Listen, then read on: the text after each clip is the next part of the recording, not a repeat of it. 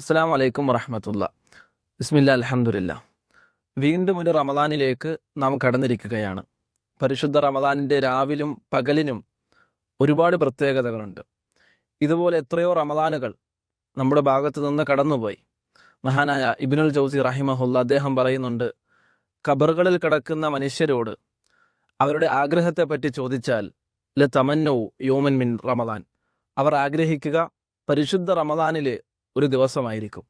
മഹാനായ റസൂലുള്ളാഹി സ്വല്ലല്ലാഹു അലൈഹി വസല്ലമ പറഞ്ഞതുപോലെ ഷഹീദിനേക്കാൾ പരിശുദ്ധ റമദാൻ വേണ്ട രൂപത്തിൽ ഉപയോഗപ്പെടുത്തിയ ആളുകൾ ആദ്യം സ്വർഗത്തിലേക്ക് പ്രവേശിക്കുമെങ്കിൽ ആ പരിശുദ്ധ റമദാനിൻ്റെ വില അത് യഥാവിധം നമ്മൾ മനസ്സിലാക്കുക. ഇത് എൻ്റെ അവസാനത്തെ റമദാനാണ് എന്ന ഉദ്ദേശത്തോടു കൂടി അതിനെ നമ്മൾ ഉപയോഗിക്കുക. അള്ളാഹു തൗഫീഖ് നൽകി അനുഗ്രഹിക്കുമാറാകട്ടെ. അസ്സലാമു അലൈക്കും വറഹ്മത്തുള്ളാഹി.